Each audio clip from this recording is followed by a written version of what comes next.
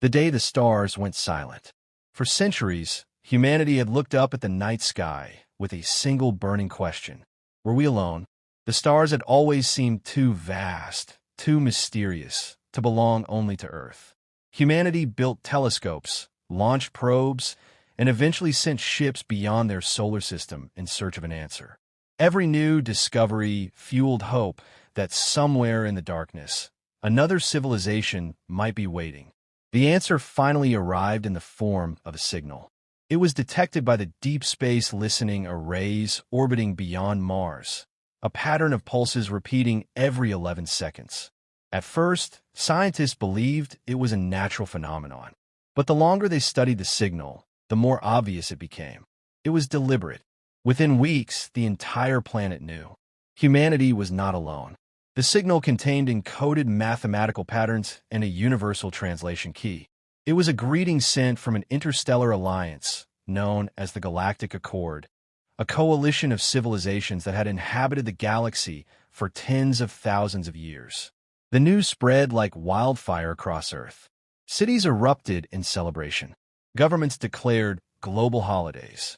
For the first time in human history, the entire species felt united by something greater than borders or politics. We had neighbors among the stars. Communication between Earth and the Accord began almost immediately. Alien envoys arrived in sleek ships that appeared suddenly in Earth's orbit, their technology so advanced it seemed almost magical. Human diplomats traveled to orbital meeting stations where representatives of dozens of alien species gathered. At first, everything seemed promising. Humanity shared its art, music, and history. Scientists exchanged knowledge about physics and engineering. Cultural ambassadors discussed trade and exploration. But beneath the surface, the Accord was quietly observing. They studied humanity the same way one might study a strange and unpredictable animal. Human history disturbed them. They saw centuries of wars, revolutions, and conflict. Empires had risen and fallen. Nations had fought devastating battles against one another. Even in the modern era, humans argued, competed, and struggled endlessly. To the older alien civilizations, it looked chaotic, dangerous. They had spent thousands of years building stable societies where conflict had long been abandoned. Their technology allowed them to solve problems peacefully and avoid destructive wars. Humanity, by comparison, seemed reckless, emotional, unstable. The final decision would be made at the Central Council of the Galactic Accord. Far from Earth, near the bright blue star known to humans as Denera, a colossal station floated in orbit. It was larger than many cities and served as the political heart of the alliance. Inside its grand chamber, dozens of alien representatives gathered, towering insectoid beings with shimmering wings, amphibious creatures floating in tanks of liquid, tall crystalline entities that glowed softly with internal light. And standing among them, two human ambassadors waited nervously.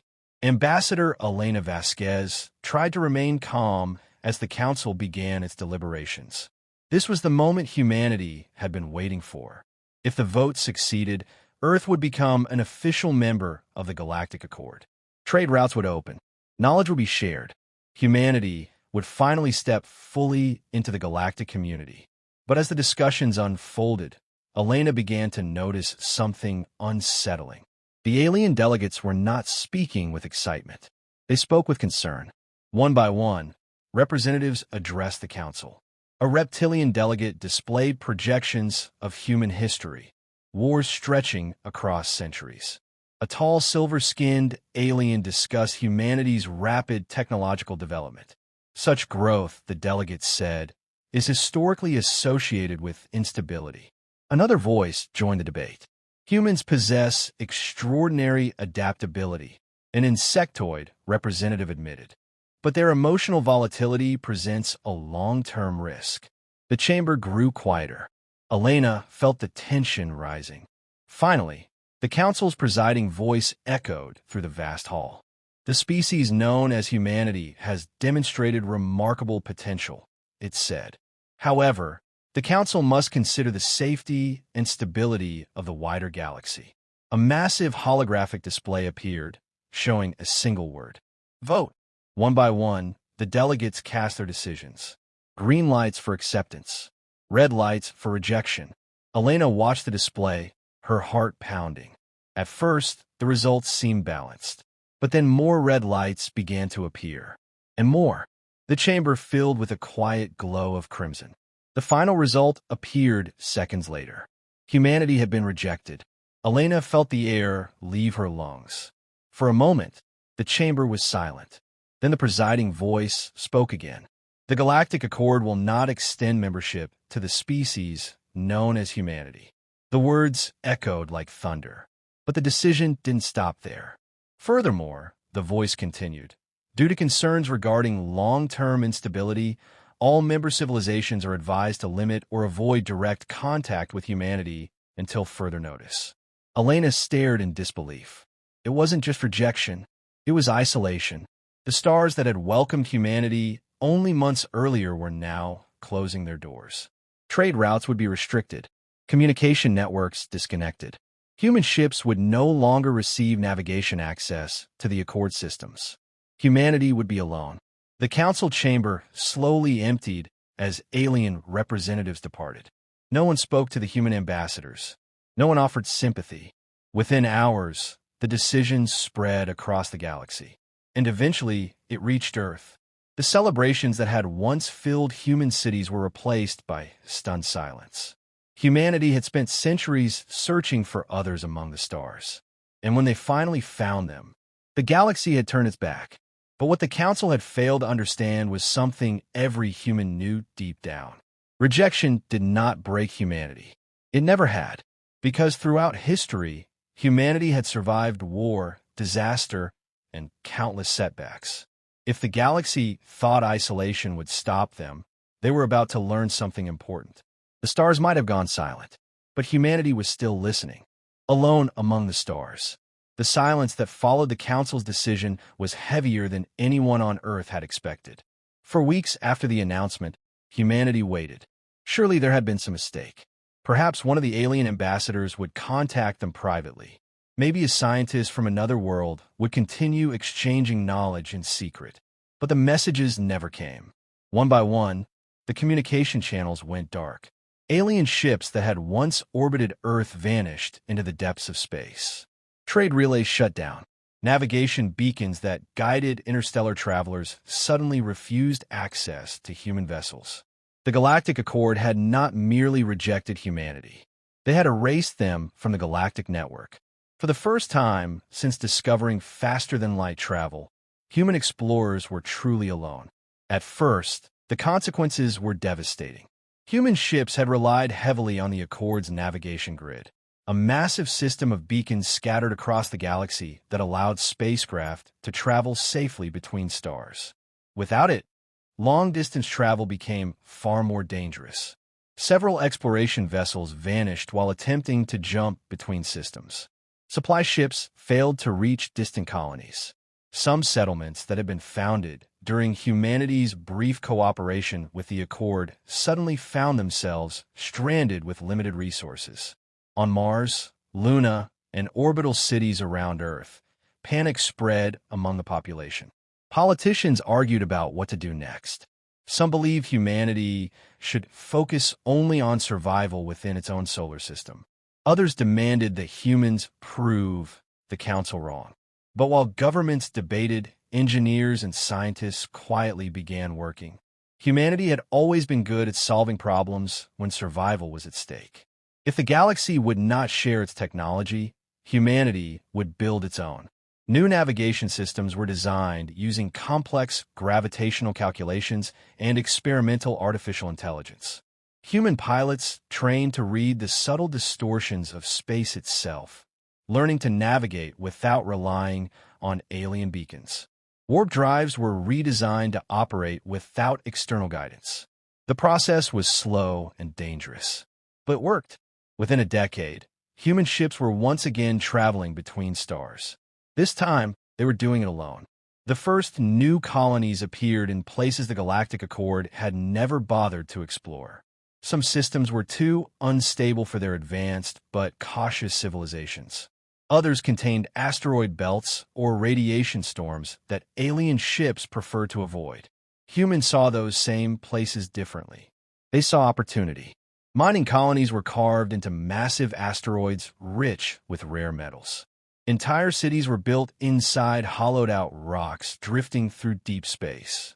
On hostile planets where radiation storms constantly swept the surface, humans constructed underground habitats protected by kilometers of stone. Other colonies appeared on frozen moons orbiting distant gas giants, where humans learned to harvest energy for violent magnetic fields. Life in these places was harsh, but humans adapted.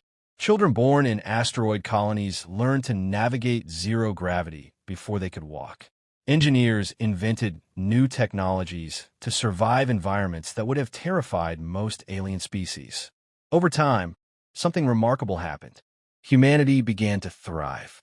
The frontier systems became a network of independent colonies connected by fleets of rugged human-built ships.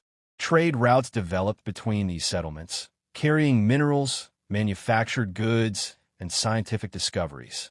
Without the restrictions of the Galactic Accord, human innovation accelerated. New propulsion systems were invented. Weapons technology improved dramatically, partly because frontier life demanded strong defenses against pirates and unknown threats. Human ships became tougher, faster, and more versatile than anything the Accord had once shown them. But the rest of the galaxy barely noticed. To the ancient civilizations of the Accord, humanity had simply faded into the background, a curious young species that had been too unstable to join the greater community. While the major powers traded peacefully and expanded their own territories, they rarely bothered to monitor the distant frontier where humans had settled. If they had looked more closely, they would have seen something surprising. Human colonies were growing rapidly. Entire asteroid belts were being transformed into industrial hubs. Fleets of human cargo vessels traveled between systems without any assistance from the Accord's navigation network. In many ways, the isolation had made humanity stronger, but it had also forced them to prepare for dangers that older civilizations had forgotten. The frontier was unpredictable, and the unknown was always waiting in the darkness. The first sign that something was wrong came from a remote human colony known as Erebus Station. The station floated deep within a massive asteroid field nearly 200 light-years from Earth. It was a mining outpost with fewer than 5,000 inhabitants, most of them engineers and prospectors.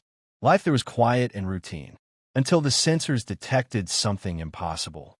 At first, the station's monitoring system believed it was a malfunction. Multiple massive objects were emerging from deep space, far beyond the edge of the known frontier. They were too large to be asteroids, and they were moving in perfect formation. The station's commander ordered the sensors recalibrated. The results did not change.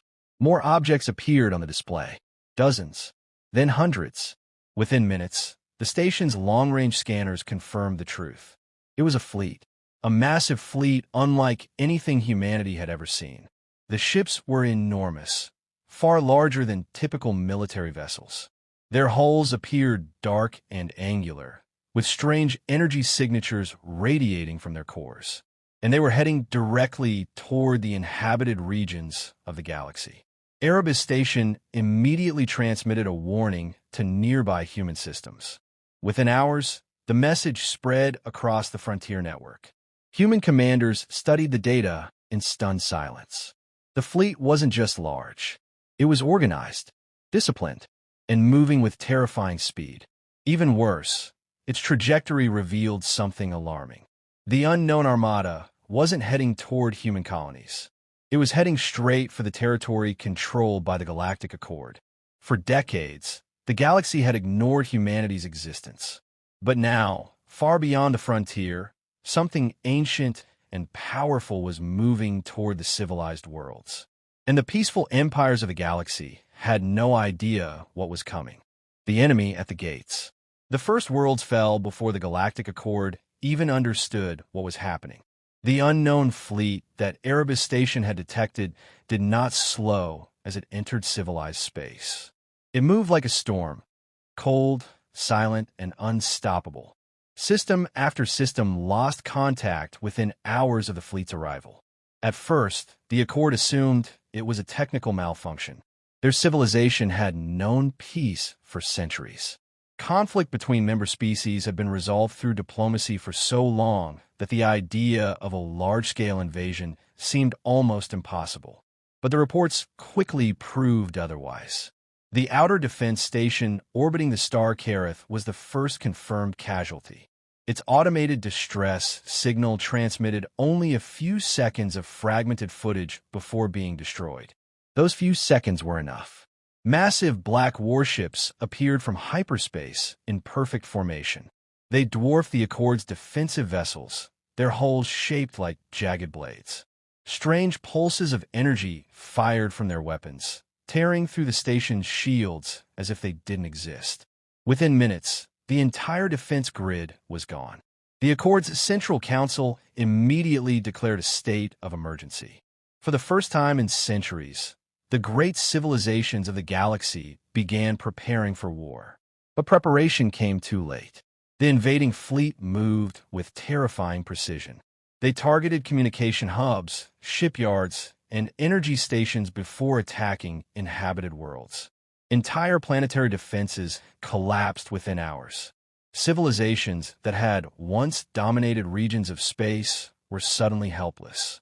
Their fleets had not been designed for war. For thousands of years, the Galactic Accord had relied on stability and cooperation. Military forces existed mainly to patrol trade routes and prevent piracy. Their ships were elegant, efficient, and lightly armed. They had never needed anything more. The invaders showed no such restraint. Their ships were built purely for destruction.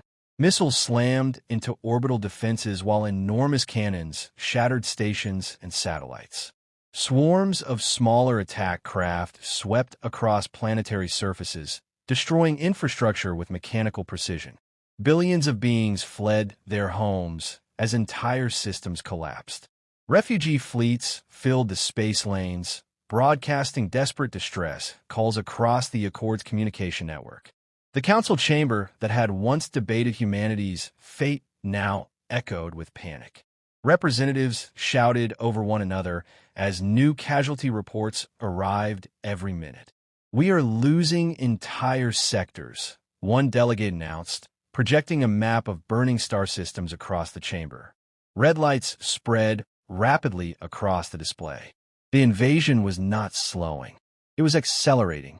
Accord fleets attempted to intercept the enemy near the star Velithar, assembling the largest defensive force in centuries. More than 300 ships gathered in orbit, representing dozens of civilizations. For a moment, hope returned. But when the invaders arrived, the battle ended quickly. Their warships tore through the Accord fleet with brutal efficiency. Energy beams sliced through shields and armor alike. Several defending vessels were destroyed before they could even fire their weapons. Within hours, the defensive fleet was gone. The surviving ships retreated in chaos. The enemy continued advancing toward the galactic core. Panic spread across the civilized worlds. For generations, the Accord had believed their alliance was strong enough to protect the galaxy from any threat. Now that belief was collapsing faster than their defenses. And then the Council's strategic analysts discovered something even more terrifying. The path of the invading fleet revealed a clear pattern. They were advancing toward the most populated regions of the galaxy, but there was one massive obstacle standing between them and the core worlds. The frontier systems, a vast region of space the Accord had long ignored. A region that was now almost entirely controlled by human colonies. The council chamber fell silent when the realization spread. The same species they had rejected decades earlier now occupied the most critical strategic position in the galaxy. For years, humanity had built settlements across the frontier. Mining stations, asteroid cities, industrial shipyards, all scattered throughout the very region the invaders would have to cross. More importantly, those colonies had developed their own fleets. While the Accord had grown comfortable in peace, humanity had spent decades surviving harsh environments and defending isolated systems. Their ships were rumored to be heavily armored, their weapons experimental, their commanders experienced in conflict. Yet the Council hesitated. Many of the alien delegates still remembered the debate that had led to humanity's rejection. They had declared humans unstable, dangerous. Now, those same humans were the only force positioned to slow the invasion. Finally, the presiding council leader spoke. "We have no choice." A communication signal was prepared and transmitted across the long silent network that once connected the galaxy. It traveled across dozens of star systems until it reached human-controlled space. Then it continued toward Earth.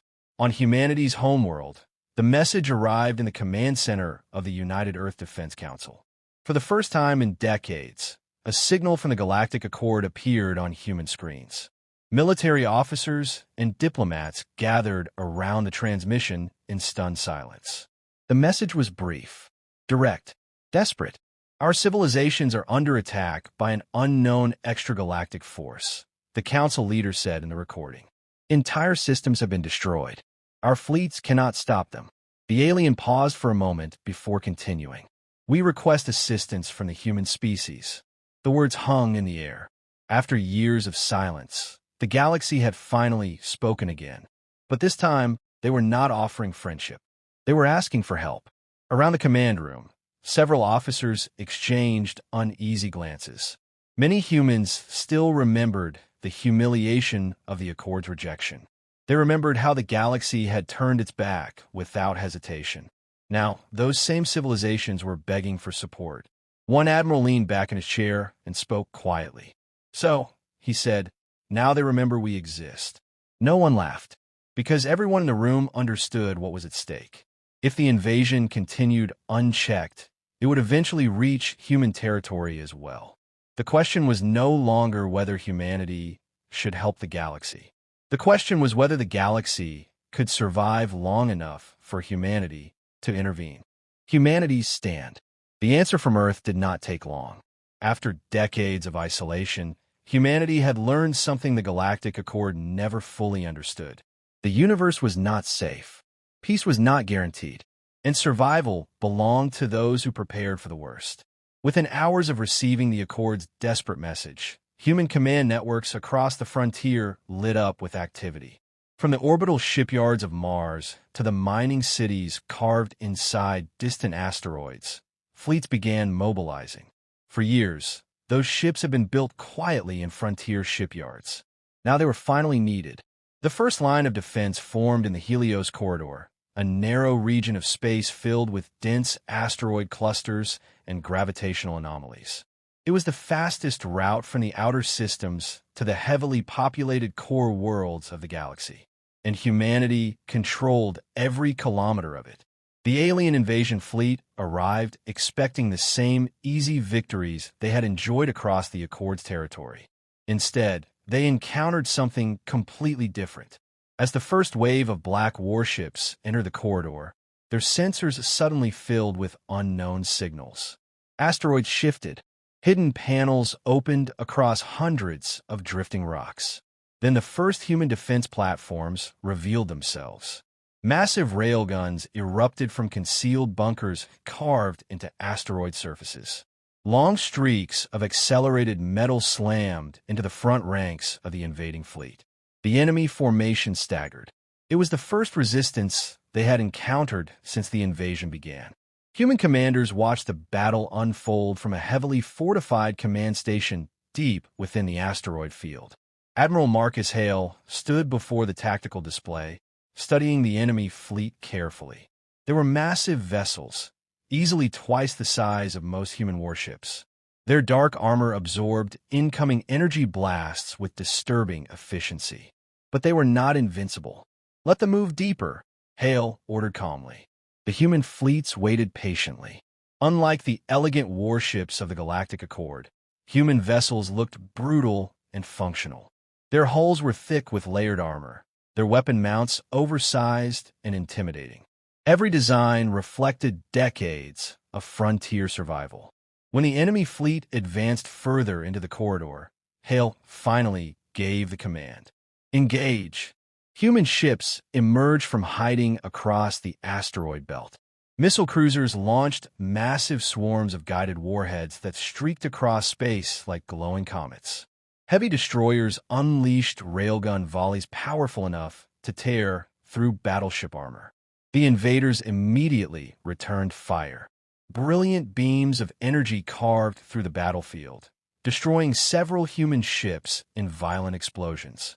But the rest kept moving forward, because human battle doctrine had always accepted one harsh reality. War was never clean. Human ships charged directly into the enemy formation, forcing close-range combat where their heavier weapons could do maximum damage. One cruiser slammed into an alien vessel after its engines failed, detonating its entire reactor core in a massive explosion that shattered several enemy ships nearby. Another human carrier launched hundreds of attack fighters that swarmed across the battlefield like angry hornets. The fight quickly turned into chaos. But it was chaos humanity understood. Across the corridor, defense platforms continued firing from hidden positions, while human fleets maneuvered aggressively around the larger enemy vessels. For the first time since the invasion began, the unstoppable armada began losing ships faster than it could advance. The battle lasted for weeks. More human fleets arrived from nearby colonies, reinforcing the defensive line. Mining stations converted their industrial equipment into improvised weapons. Even civilian transport ships joined the fight, delivering ammunition and supplies directly to the front. Meanwhile, observers from the Galactic Accord watched the conflict unfold with stunned disbelief. Humanity was not fighting cautiously. They were fighting with relentless determination. Every time the invaders pushed forward, human forces counterattacked with equal ferocity. Every destroyed ship seemed to inspire 3 more to take its place. The turning point came when human scouts finally located the enemy command vessel. It was enormous, far larger than anything else in the fleet. A mobile flagship directing the invasion. Admiral Hale knew destroying it might break the enemy's coordination, but reaching it would require passing through the most heavily defended part of the armada. Still, the decision was simple. A strike fleet of human battleships formed up for the assault. They punched straight through the center of the enemy formation, taking massive damage as they advanced. Several ships were destroyed along the way, but the survivors kept pushing forward. Finally, they reached the flagship. Every remaining weapon fired simultaneously. Railguns, missiles, plasma cannons, everything humanity had developed during decades of isolation. The flagship's shields collapsed under the overwhelming barrage. Moments later, its massive hull shattered in a blinding explosion that lit up the entire corridor. Across the battlefield, enemy ships suddenly lost coordination. Their formations collapsed. Within hours, the surviving invaders began retreating into deep space. The invasion had been stopped. Slowly, the fires of battle faded. Human fleets drifted among the wreckage, rescuing survivors and repairing damaged ships. The frontier had held. Weeks later, the Galactic Accord called another council meeting. This time, humanity was invited again. When a human ambassador arrived, the chamber looked very different from the last time. The alien delegates no longer whispered about instability. They spoke with respect. The presiding leader addressed the room. Humanity has saved countless civilizations from destruction, the voice announced. The Galactic Accord formally offers your species full membership within our alliance. The chamber waited for humanity's response. For a moment, the human ambassador simply smiled. Decades earlier, the galaxy had turned its back on them, but humanity had not stopped growing. They had not stopped exploring. And when the galaxy needed them most, humanity had persisted.